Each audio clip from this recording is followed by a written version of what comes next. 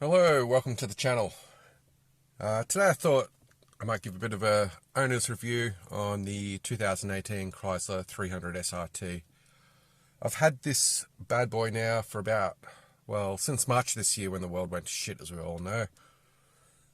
When I bought it, she had about 9,000k on the clock. I've just cracked 17,000 today, and nothing but good times for me. Power on the SRT is from a 6.4 litre Hemi. Bit of American muscle there. She's pumping out, well, it's rated at 350 kilowatts and 637 newton meters of torque, but I'll tell you right now, mate, they underrate these suckers. On a bad day, I haven't even seen 350. These things have a built-in dyno.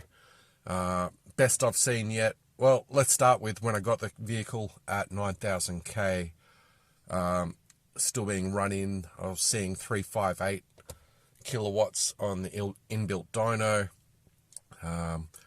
Then on a cold day, I think it was about 11 degrees, I've had it out to 372, and today I've got it up to 369. That was at about 20 degrees ambient air temperature. So yeah, Chrysler definitely underrating these bad boys. Now, features. This thing is loaded. I don't even know where to start. So let's just work through some stuff here. It's probably easier to show you rather than talk about it. So here we have the display. I personally love it in this format. Now we'll cycle through the menu features. So personally, I've got it set up just for speedo in the middle. I just find in our current state, so you don't get yourself in too much trouble, I kind of like having the speedo up there. So we'll scroll through and I'll explain a little bit about each one. So as you go through, vehicle info, tire pressures, which is also pretty handy. You can see I'm pretty good there. 1 psi left, more on the left rear, but that's pretty good. I've seen it out a little bit, but right now I'm pretty happy with that. Performance now on private roads, I've hit 208 in this thing, and I'll tell you right now, she had plenty more in her. That was accelerating quick still. It was more running out of safe room to keep going. It absolutely hauls ass, this machine. It's freaking amazing. Then you got driver assist. So this thing comes up with adaptive cruise control and lane sense. Now, adaptive cruise control, I'm a pretty big fan of this thing on a highway. Stone chips and such, I set it at maximum distance, and in terms of keeping up with traffic, it slows down when required, and if you get like something like an overtaking lane and you don't even want to hit the accelerator, it accelerates pretty good, and it'll get back up to speed and maintain that speed. I have noticed a little problem with this though. If you're in like city style traffic, it can get thrown off by other vehicles and then suddenly hit the brakes on you and make you look like a bit of a dick in the street, because it'll suddenly try and stop, and you've got to override that by just planting the throttle and getting it back up to speed again. It just trips out every now and again, but overall pretty good. I just think the place to use it is highway cruising. If I was in a city, I'd just be using throttle and paying attention basically. Fuel economy is not coming up on there, but basically what you get out of this is on a highway, it'll be about, well, proper highway cruising, it goes to 4-cylinder mode. Now, keep in mind, some people don't like this. My wife, she has one of these things as well, and is not a fan of it, but I can't really tell the difference myself. So when you're looking at 8 cylinders having 350 kilowatts in 4-cylinder mode, still pumping out, well, I'd have to imagine about 175 and probably about 315 newton meters of torque. So it's not like it's sluggish in 4-cylinder mode, and getting about 8.8, 8.9 litres per 100k when in that mode, highway cruising, so that's not too bad. My other vehicle's Mitsubishi Pajero, that's 3.2 litre turbo diesel 4-wheel drive, and that sucker's using about 10 litres per 100, so that's not too bad at all. Now, city cruising and basically, yeah, just around town, probably about 13 litres per 100. So yeah, definitely choose a bit more, getting the big girl going, but it's similar figures for my Pajero. So as an owner's point of view, switching from a four-wheel drive into the muscle car, I don't really think it's too bad at all. Now, of course, you could drain the tank in this sucker real quick. I mean, you put the foot down, this thing is going to burn fuel. But yeah, generally for me, I mean, I like my cruising, and traffic light starts, I'll give it a bit of a squirt. But basically, yeah, since ownership, I've probably been hitting about 13s. Yeah, not bringing it up there, but it would be about 12, 13 litres per 100k. So that 7566.2 kilometres, that's what I've done in the car since I bought it. Give or take 5 or 10 Ks, because I remember when I fueled it up, they basically gave it to me with an empty tank. And that's pretty much my trip info so far. So what have we got there? Yeah, I've done 26 hours, 15 minutes of driving in it since ownership, and every single second of that has been bloody awesome. Audio, okay, I'll have a chat about that. So this thing fucking has a great sound system. So it's got an 18 speaker Harman Kardon system, full surround sound. It's got the sub, and its clarity is bloody amazing. Well, I don't know, there's probably better systems out there, but myself, this is a big step up in vehicle for me, and it's bloody good. The only problem I will mention in regards to the audio setting is that I have a really annoying, probably about 2 rattles somewhere in the dash. So one's mounted around the steering column, and I can't locate the other one yet, which I'm going to try and get fixed on my next service. But any sort of good music with a bit of bass, that rattle comes in and it pisses me off to no end, because the sound system is bloody good. However, I can't listen to it very loud due to the fact that the rattle will start shitting me off to no end. Yeah, basic features, it gets text messages through, and we'll convert, we'll just show them on the screen to you so you can focus on your driving. Screen setup, so here you have the opportunity to set up your screen. So for me, I've gone, have my speedo in the middle, time up the top right is outside temperature, and I can't recall what I got set up on the top left. I mess around with this feature every now and again just for something to do. Speedo, as you can see, goes up to 300k an hour, which I kind of like. A lot of cars have less than 300, and this one's not like a Fubar 300. Top speed on this is, from factory, is meant to be 282k an hour, I believe. So yeah, it's not like a full of shit style speedo, which some vehicles have. Speed warning. Now, I'll give you a tip. If you own one of these vehicles, you probably want to set this up. This thing in an overtaking lane is a fucking monster. Like, she'll go from 80 to 150 in not seconds. And the thing is, though, when you got a car like this, is it's set up so good, it's so dialed in. You could be doing 140, 150, and compared to, say, like my Pajero, it feels like 80, 90k an hour. It just rides so smooth, so it can catch you out real quick, and you can see your license gone just like that. So I recommend, if you're an owner of these, to set it up. You don't have to listen to it, but however, if you're in a situation where you want to keep your license, it's probably handy to have that little chime going in the background when you hit a speed, which may get you into a little bit of trouble. Diagnostics. This one, I imagine when it's coming up with faults, will show you a fault or whatever's going on, but this vehicle's been pretty trouble-free so far, so I haven't really seen diagnostic codes coming up on it, but I'm guessing that's what that's for. And then just back to the start of the menu.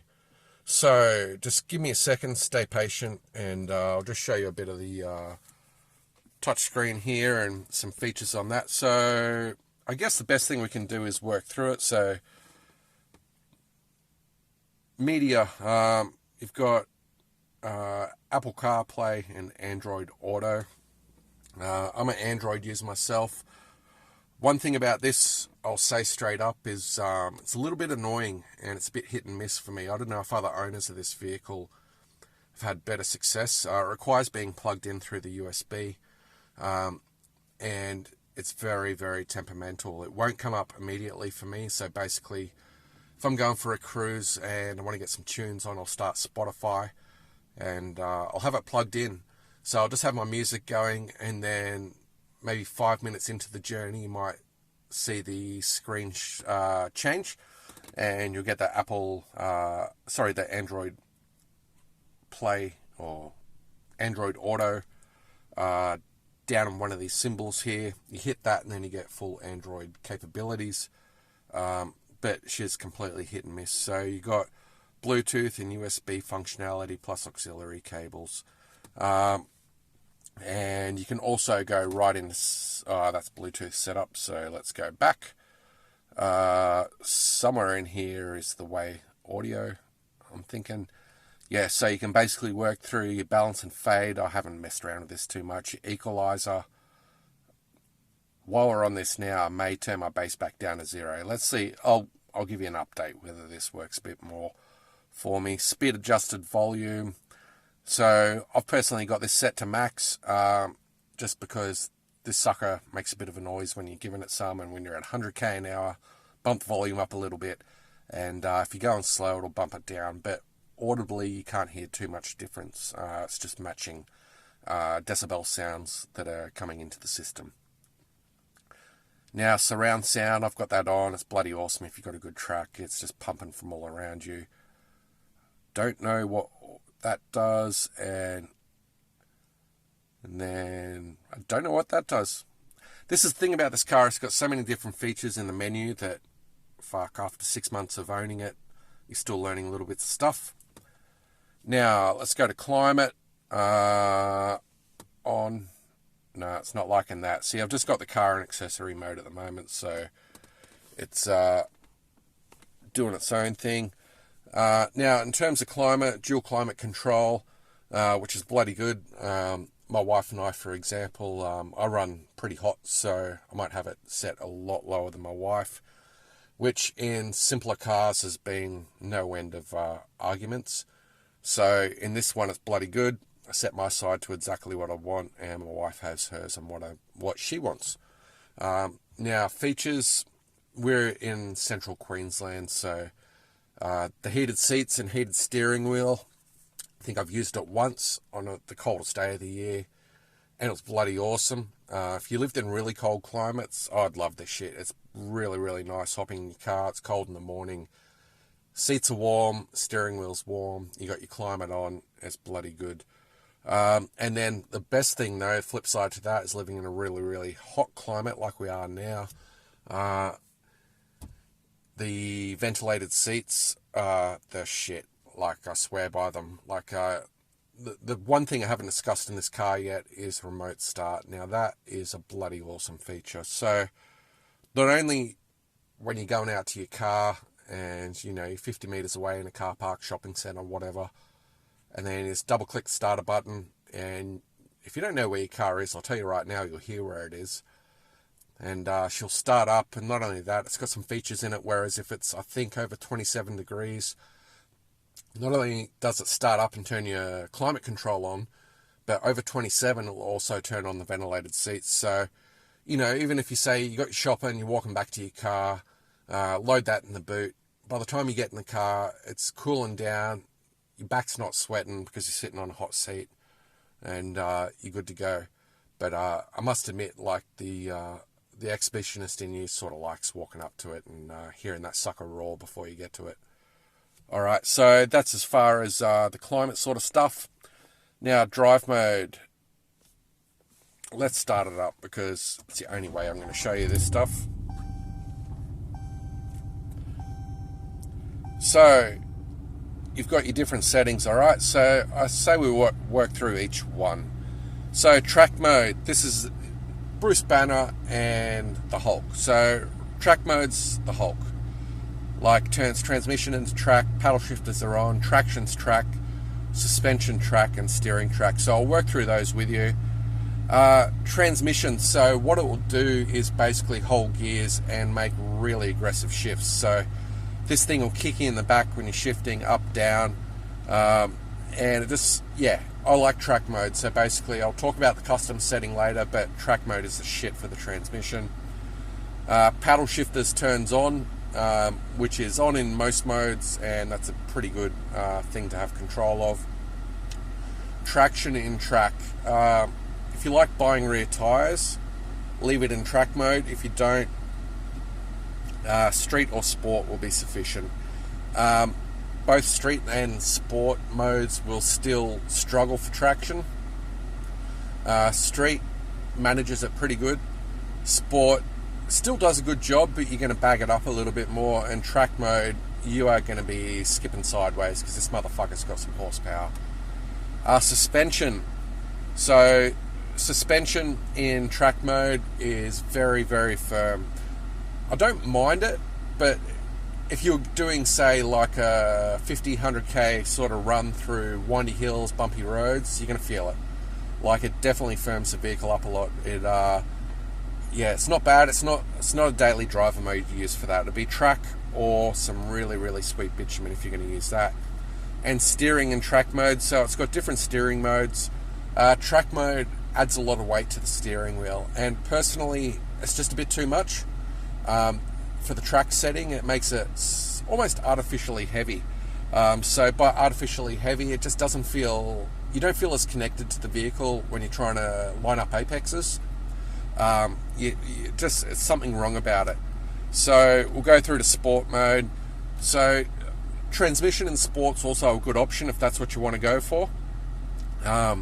It basically, yeah, I can't really fault sport mode. The difference is that if you're in street driving, say 0 to 60k an hour, it would probably change up a gear or two higher than I would want. But if you're in roads that are 80 to 100k an hour, where you got to put a bit of throttle on, it's pretty good.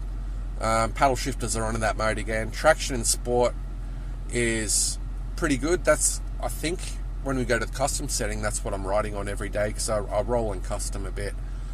Suspension in sport, I think, is the good midpoint. How can I describe it? So this thing's got I don't know, it's like magnetic suspension, whatever they call it. Every car company's got their own one. But in this one, in sport, I find it firms up the car a little bit in terms of when you're trying to hit apexes. Not too much body roll, but it doesn't make the bumps too vicious. You do feel them, but it's my personal fave. I mean, everybody's going to have their own setting for this shit. That's just mine. And steering in sport is the money for me. So you got the street, sport, and track settings on that steering. Street, nothing wrong with that, honestly, but sport is just the right weight. There's enough weight, yet it still feels direct and adjusts to your inputs enough. And then custom for me, so you can see my custom setup is I got transmission and track. That's more when you're in low speed cruising, taken away from lights in city streets and stuff. It just holds gears longer. You get that exhaust crack, pop sort of stuff, and you've always got power on tap in that mode. Paddle shifters on. Well, there you go. I thought I had traction in sport, but traction's in street. And honestly, I don't have a problem with that, because I'll tell you right now, anything more than like 20-25% throttle on a takeoff, you're going to start struggling for traction or want to bag them up. So yeah, but the good thing, I must say, like in modern traction control systems, is the fact that this doesn't murder the power. So other vehicles I've driven, like I'll just use a 4B for example. If I end up spinning the wheels in that thing, which happens in the wet, for example, all it does is murder the power, and then you end up stuck in the middle of nowhere. The programming they got for the Chrysler, it basically just keeps feeding power down, but manages it, so it'll just cut it enough to stop the wheel spin and keep the forward momentum. So it's mega, like it really is. That's a huge thing. What Chrysler have done really, really well in this vehicle. It's a big thumbs up to them. Now let's move on to suspension. Sport for me, like I said, I don't have a problem with the street setting. It's fine, but sport, like if you're getting getting into it, I just kind of like sport, and steering, as I said before, was sport. And then you've got auto, which you can see transmission street, paddle shifters on, traction street, suspension street, and steering street. Now, this also enables the 4-cylinder mode in the vehicle. So, like if you're on just some highway road, 100k an hour or whatever, she'll just be left in auto, and you just be cruising. But the one thing is with this mode, if you have to plan it, like you get to an overtaking lane, you want to get the job done, she still wakes up real quick and takes off. So there's nothing wrong with it. But the thing is though, like I could describe to you, when you let off the throttle, in this mode, it would drop, you know, maybe from 4th, 5th gear back to 8th gear really quick. However, if you're in sport or custom, it'll hold 4th, 5th, 6th for longer because it's expecting you to go again. So that's how I could explain that. Race options. Now, this has launch control and shift light for that. Well, not shift light for that, but shift light for Dragon. Launch control, I've only given it a go once because these tyres on the rear are like $500 a pop, and I'm waiting till replacement time to give it a real crack.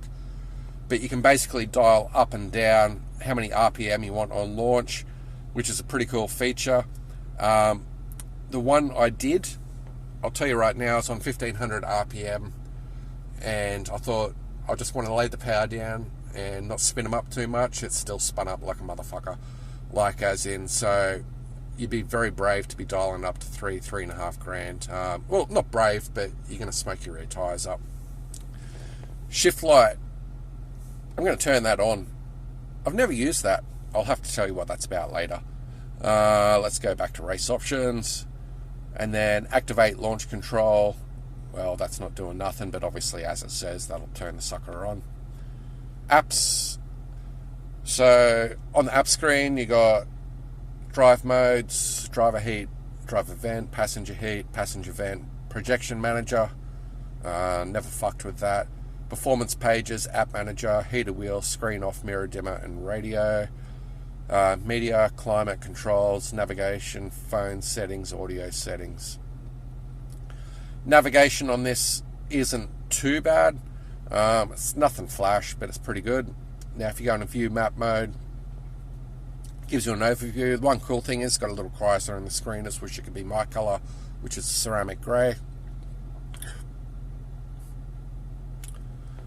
Phone, yeah, you got all these basic options which most cars have, and then performance pages. So let's go to this. One thing that's a little bit annoying about the performance pages is she takes a bit of time to load, but let's let it do its thing. So you can configure this screen to whatever you want. So for myself, I've got speed, power, torque, and 0 to 100 timers. Now on this screen, it'll give you like your instance if you're doing a current one. My last one was not remembered by it, so that's a good start. And best, I've done what, 0 to 105. These are theoretical, so I'm not going to bullshit you on what it'll do. Like, this ain't a Bugatti. But 5 seconds, 0 to 100. Like I said, I haven't given it super to this thing, just because I'm trying to save the tyres, but it's got mid-4s in it for sure. And I'll prove that when I get low on these particular tyres. I'm ready to burn them up. Now we're running